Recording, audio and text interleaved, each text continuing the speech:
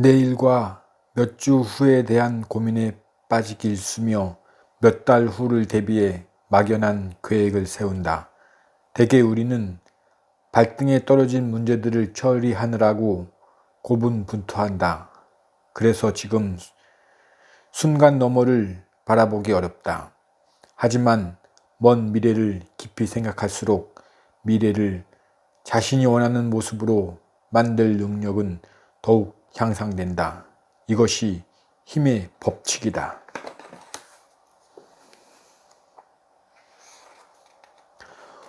원하는 것에서 시작해 거꾸로 가라. 목표를 향해 가기보다 목표라는 지점에서 생각하고 행동하라. 우리의 뇌는 저절로 그렇게 작동한다.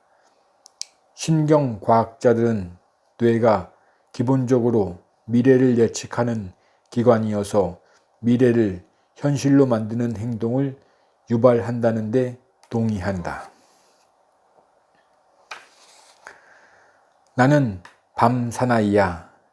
그런데 5시간만 자고 일어나면 졸리면 어떡하지?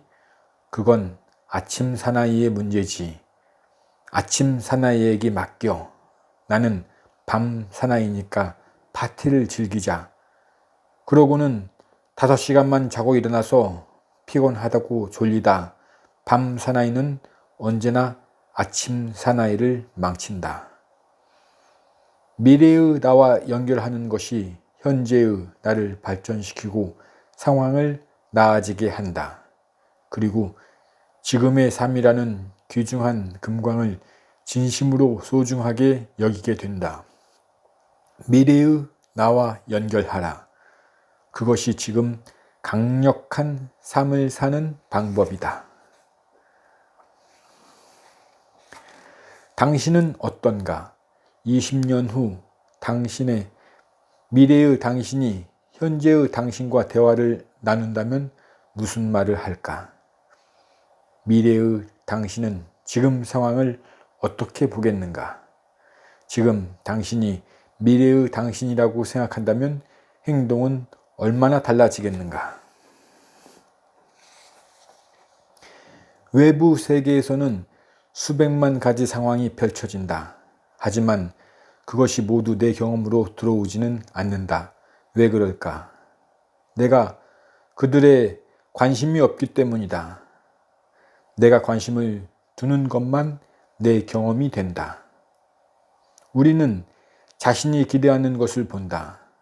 나아가 어떤 모습을 간절하게 이루고 싶고 그렇게 하겠다고 결심하면 그런 생각과 일치한 행동을 하게 된다.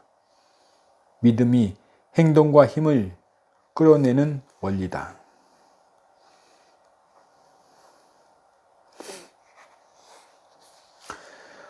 원대한 희망을 지닌 사람은 구체적인 결과를 만들기 위해 100% 전념한다. 그들은 흔들림 없이 목표를 확고하게 유지하지만 목표를 달성하는 과정이나 방법은 매우 유연하게 조정한다. 미래의 나를 위협하는 가장 심각하고 근본적인 요인은 미래에 대한 희망이 없는 것이다. 희망이 없으면 현재는 의미를 잃는다. 희망이 없으면 삶의 명확한 목표나 목적 의식이 사라진다. 희망이 없으면 길이 없다. 희망이 없으면 당신은 소멸한다. 우리는 현재 정신적 상태에 비추어 기억을 재해석하거나 재구성한다. 이런 의미에서 과거가 현재의 의미를 만드는 게 아니라 현재가 과거의 의미를 만든다고 말하는 게 더 정확하다. 우리의 기억은 객관적으로 축적된 독립체가 아니라 현재 우리 내면에서 살아 움직이는 것이다. 그래서 현재 기분과 미래 목표가 기억에 큰 영향을 미친다. 어머니는 과거에 일어난 일 때문에 더 나빠진 게 아니라 더 나아졌다. 미래의 나를 위협하는 두 번째 요인은 과거를 부정적인 스토리로 만드는 것이다. 부정적인 과거는 미래를 제약한다. 과거는 의미다. 과거는 스토리다. 그 스토리를 어떻게 구성하느냐가 미래의 나에게 절대적인 영향을 미친다. 인정하고 싶지는 않지만 우리의 성과와 결과는 흔히 주변 사람들의 기대에 기초한다. 심리학자들은 이런 현상을 피그말리온 효과라고 한다. 주변 사람들이 당신에게 거는 기대가 낮다면 당신의 성과는 그 수준으로 낮아진다. 반면에 사람들이 당신에게 높은 기대를 하면 당신의 성과는 그 수준으로 올라간다. 더 원대하고 탁월한 목표를 세우고 싶은가? 더 나은 미래의 나를 원하는가? 그렇다면 훌륭한 통찰력과 능력을 지닌 사람들과 자주 접촉해야 한다. 비즈니스 전략가 찰리 존슨은 훌륭한 사람을 만나지 않고 좋은 책을 읽지 않는다면 당신은 5년 후에도 지금 그 모습 그대로일 것이다 라고 말했다. 입력되는 정보와 경험, 만나는 사람을 적극적으로 바꿔야 한다. 평생 지속하는 관계도 있지만 대부분의 인간관계는 상황에 따라 달라진다. 예를 들어 당신에게 예전부터 도움이 된 멘토나 사업 파트너가 있을 수 있다. 하지만 어느 순간이 되면 당신은 관계를 발전시킬 수도 없고 새로운 멘토나 파트너를 찾아야 할 수도 있다. 변혁적 관계를 맺으라는 건 서로에 대해 계산기를 두드리지 말라는 말이다. 변혁적 관계에는 서로 돕고 지원하려는 진정한 열망만 있다. 변혁적 관계의 목적이자 방식은 변화다. 베푼과 감사, 성장에 초점을 맞춘 변화가 변혁적 관계의 핵심이다. 나에게 무슨 유익이 있지? 라는 생각에 사로잡히지 말고 그들에게 무슨 유익이 있지? 라는 질문을 해야 한다. 먼저 다른 사람이 목표를 이룰 수 있게 도와라. 거기서 출발해 관계를 구축해야 한다. 감정이입을 떠나서 어떤 사람과 깊은 관계를 맺는다는 건 그 사람을 진심으로 좋아한다는 것이다.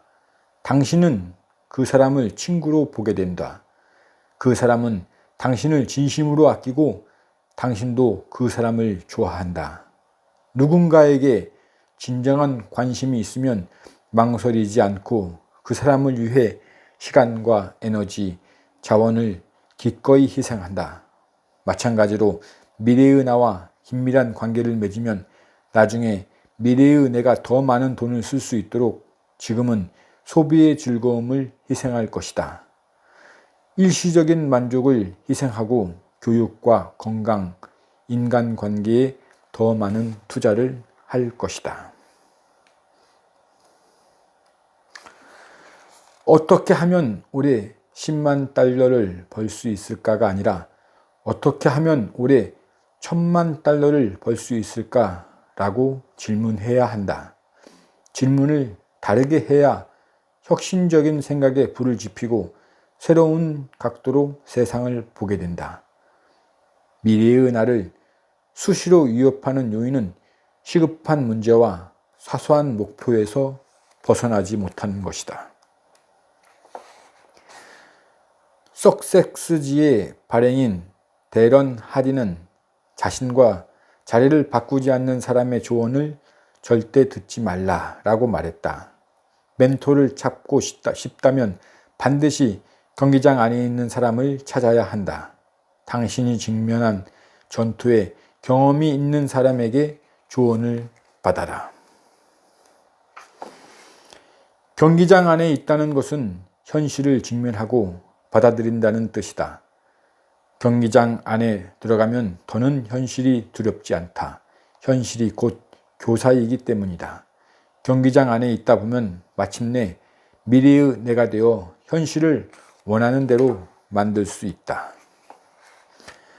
작가이자 철학가인 로버트 브롤트는 우리는 장애물을 만나 목표에서 멀어지는 게 아니라 눈앞에 보이는 덜 중요한 목표를 추구하다가 진정한 목표에서 멀어진다 라고 말했다. 성공하는 것보다 그 성공을 유지하고 확장하는 게 더 어렵다. 스포츠 분야를 생각해보자. 한번 정상에 선 팀이 다시 우승을 차지하는 일은 드물다. 목표를 달성했기 때문에 현실에 안주하여 초점을 다른 데로 돌린다. 성공은 기회를 안겨주는 동시에 주의를 다른 데로 돌리게 한다. 그래서 정상에 머무르는 데 필요한 집중적인 노력과 의도적인 연습을 더는 하지 않게 만든다. 한 번의 성공만 맛보고 주저앉는 것을 피하려면 성공할 때마다 미래의 나를 명확하게 그려야 한다. 성공하면 전에는 신경을 쓰지 않았던 문제들이 여기저기서 생기고 덜 중요한 목표를 이루는데 급급하게 된다. 정말로 중요한 것을 명확하게 보지 못하고 정신이 나누게 될 수 있다. 성경에도 두 마음을 품은 자는 자기의 모든 길에서 안정이 없느니라 라는 말이 있다. 성공은 미래의 나를 위협하는 심각한 요인이다. 창의성 또는 지능적인 설계는 구체적인 목표나 목적 없이는 존재하지 않는다. 랠프 윌도 에머스는 약한 사람은 운을 믿고 강한 사람은 원인과 결과를 믿는다 라고 말했다. 우승에만 매달리기보다 코너킥이나 다음 공격 기회를 얻으려고 노력해야 한다. 그것이 승패를 가른다. 지금 당신 앞에 있는 공을 차는데 집중하라. 반복적으로 기회를 포착하라. 이러한 행동이 우승이라는 최종 목표에 도달해 승자가 되는 중요한 과정이다. 작가라면 책 한 권을 완성하는 데 초점을 맞추기보다 목표를 단순하게 만들어라. 그리고 챕터 한 장, 사파 하나, 한 페이지, 한 문단을 목표로 삼아라. 미래의 나를 다른 사람으로 봐야 미래의 나와 연결성을 가질 수 있다. 길버트의 연구대로 10년 전의 자신을 생각해보면 미래의 내가 자신의 예상과는 상당히 다를 것이라는 점을 의식적으로 노력하지 않아도 깨달을 수 있다. 미래의 나는 오늘 모습과 완전히 다르다. 현재의 나는 일시적이다. 이 진실을 알면 용기를 얻어 성장 마인드셋을 기를 수 있다. 성장 마인드셋을 지닌 사람은 자신을 증명하려고 노력하기보다 배우고 성장하는 일에 더 관심을 둔다. 성장 마인드셋은 정체성을 유연하게 만든다. 그래서 성장 마인드셋을 지닌 사람은 적극적으로 통찰력을 키우고 관점을 바꾼다.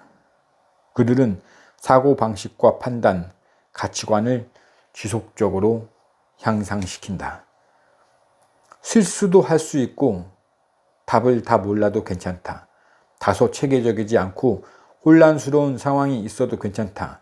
상황은 바뀔 것이다. 특정한 변화나 결과를 얻는데 전념하라. 그러면 그것을 얻을 것이다. 미래의 나에게서 건강, 배움, 재정, 시간을 계속 빌려다 써서 미래의 나를 빛의 구렁텅이로 빠뜨릴수록 최종적으로 지불해야 하는 대가는 더 고통스럽고 클 것이다. 빚이 계속 쌓이면 지불해야 하는 이자가 점점 늘어난다. 당신의 모든 행동은 두 가지로 나뉜다. 즉, 당신이 어떤 행동을 하든 그것은 미래의 당신이 갚아야 할 비용 아니면 미래의 당신에 대한 투자다. 대부분의 사람이 직면하는 주요 문제는 투자를 전혀 하지 않거나 너무 늦게 시작하는 것이다. 소규모 자금으로 하는 투자를 대부분 꺼린다는 것도 문제다. 이왕 할 바에는 크게 투자해야 한다고 생각한다. 하지만 행동을 취할 때는 큰 목표를 최대한 작은 단위로 나눠야 한다. 무엇이 됐든 미래의 나를 위한 작은 투자를 시작하라. 11달러를 주고 책을 사라. 체육관에서 30분 몸을 단련시켜라. 복리 효과를 내고 싶은 모든 영역에서 일단 투자를 시작하라. 미래의 나를 자세하고 생생하게 그리는 능력이 그 모습을 이룰 능력을 결정한다는 사실이다. 미래의 나를 자세하게 그릴수록 미래의 나는 더 훌륭해진다. 목표를 이루는 과정을 구체적이고 측정할 수 있게 만들어라. 그러면 그 과정을 더욱 효율적으로 달성해 더 빨리 발전할 것이다. 조시가 말하는 실패에 투자하라는 원칙은 자기 자신을 배움의 과정으로 몰아넣는 것이다. 어려운 상황에 자신을 몰아넣으면 거기서 살아남기 위해 적응할 수밖에 없다. 그런 상황에서는 자신의 약점을 마주하며 수도 없이 실패한다. 장차 전문가가 될 사람들은 의도적인 연습을 하며 경험을 더 많이 쌓음으로써 수행 능력을 지속적으로 향상시킨다. 그들에게는 자동성이 생겨 능력 향상이 저지되는 상황이 큰 도전이다. 그들은 그런 상황을 피하려고 노력하며 자동성에 열심히 대항한다. 새로운 목표를 설정하고 수행 능력 기준을 높임으로써 그렇게 한다. 여기서는 속도와 정확성을 높이고 행동을 통제하는 게 요구된다. 전문가는 현재의 수행 능력 수준에 안도하지 않고 그 수준을 뛰어넘는 목표를 달성하려고 훈련 상황을 의도적으로 만들고 찾는다. 많은 사람이 성공한 것처럼 보이지만 실제로 그들 중 대부분이 자신이 원했던 삶이 아닌 껍데기만 있는 삶을 살고 있다. 아무리 리처드 브랜슨이라고 해도 자신이 진정으로 원했던 일을 하는 게 아니라면 성공했다고 볼 수 없다. 이는 조용하고 단순한 삶을 사는 사람에게도 똑같이 적용될 수 있다. 성공의 기준으로 여겨지는 명성이나 돈, 지위 등이 없어도 자신이 진정으로 원하는 삶을 살고 있다면 그 사람은 완전히 성공을 거둔 것이다. 성공이냐 아니냐를 결정하는 건 외부 요소가 절대 아니다. 자신의 목적에 맞는 삶을 살아가느냐만이 성공의 유일한 척도다.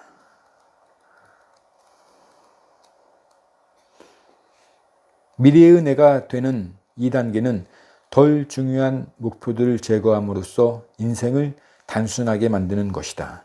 순간순간 우리는 둘 중 하나를 골라야 한다. 산에 전념할지 아니면 덜 중요한 목표에 굴복할지 말이다.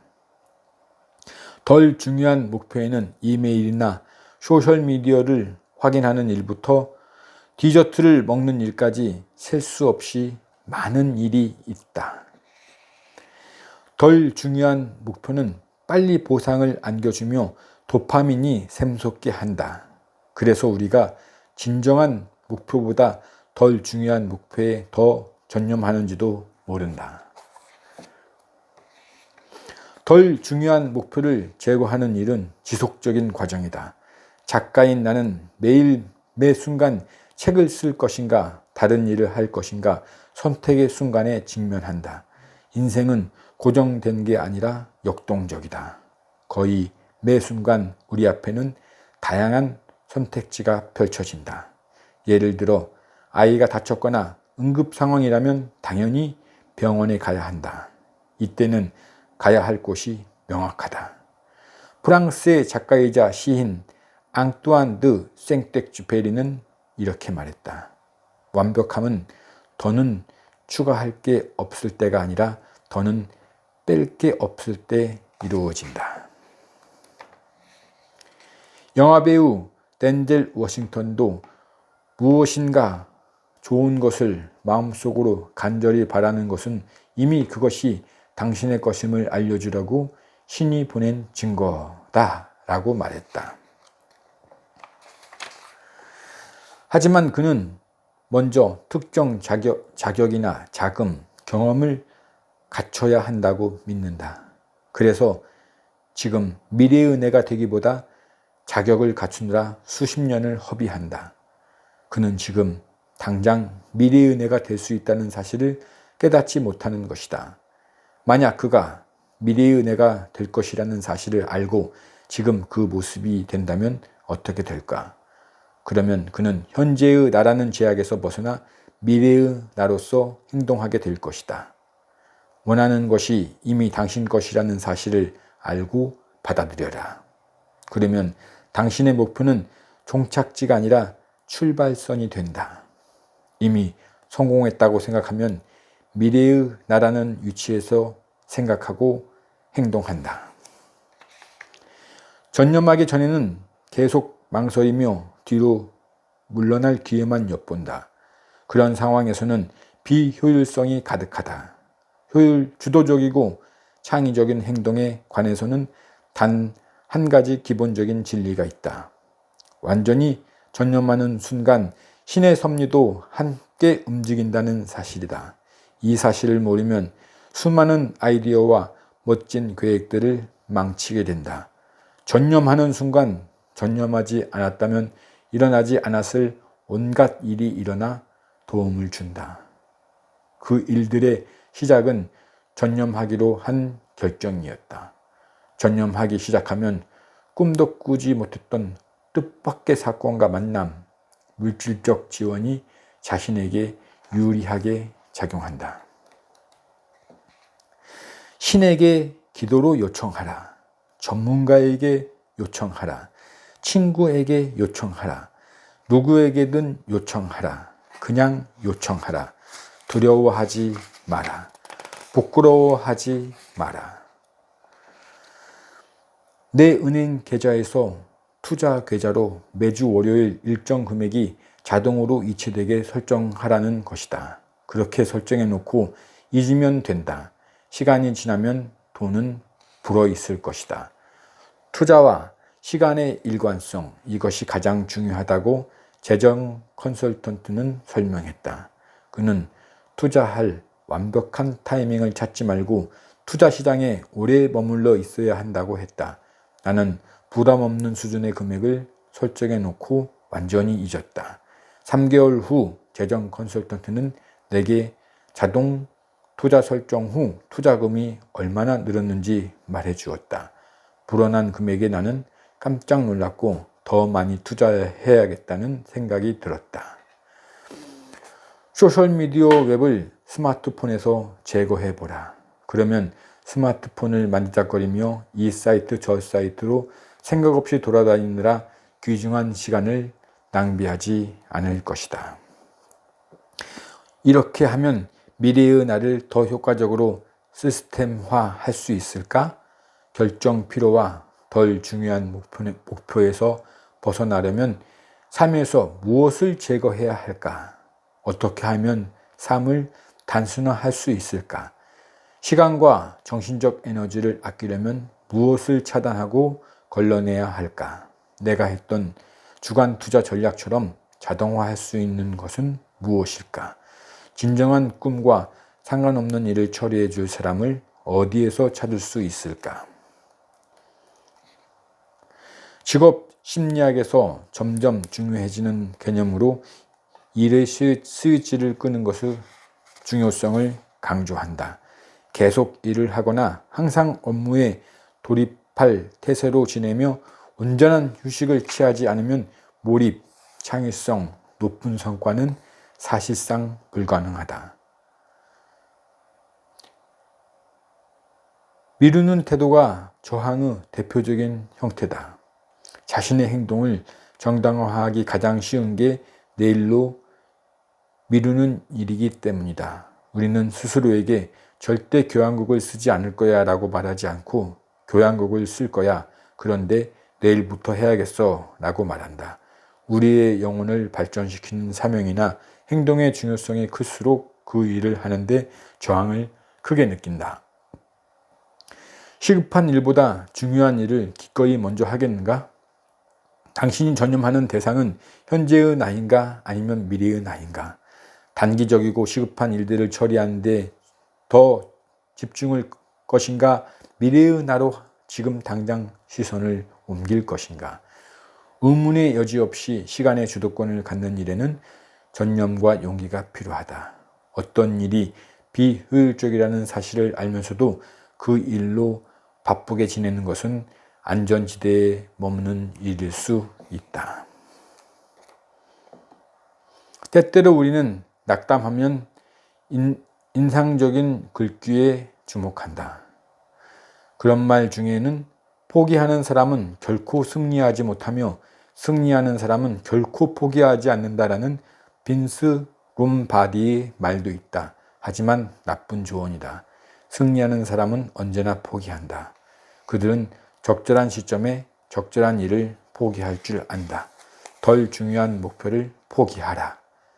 당신을 미래의 나라는 산에 가까이 데려다 주지 않을 일을 전부 포기하라. 어떤 일을 시작하는 유일한 목적은 그 일을 끝내는 것이다. 진행 중인 프로젝트가 완벽하게 끝나지 않았더라도 세상에 내보내야 한다.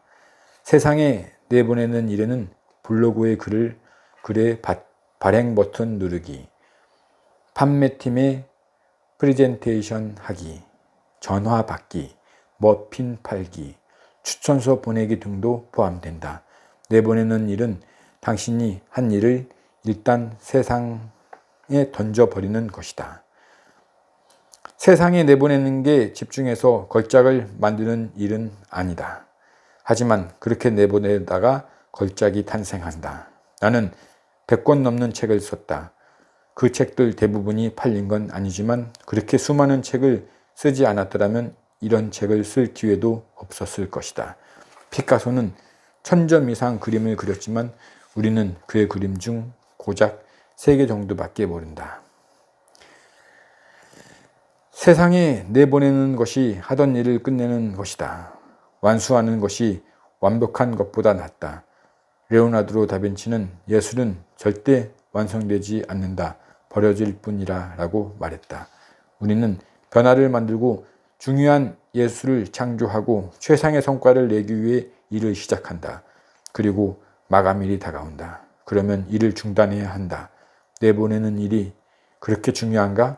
나는 그렇다고 생각한다. 세상에 내보내는 기술이 누구도 대체할 수 없는 존재가 되는 핵심적이고 장기적인 방법이다. 완수가 완벽보다 낫다. 델 설리번은 80% 하려고 할 때는 결과를 얻지만 100% 완벽하게 하려고 하면 여전히 고민만 하게 된다라고 설명했다. 당신도 다양한 타임 캡슐을 만들 수 있다. 6개월 후, 12개월 후, 3년 후, 5년 후, 10년 후, 20년 후에 열어볼 타임 캡슐을 만들어라. 이 타임 캡슐이 슈퍼 셀프의 마지막 행동 지침이다. 언제 열어볼 것인지 기한을 정해 오늘 타임 캡슐을 만들어라. 명확하고 대범한 비전을 세워라. 이 책에서 배운 대로 미래의 나와 연결하고 그 모습을 명확히 그려라. 가장 중요한 3가지 우선순위를 정하라. 퓨처 셀프였습니다.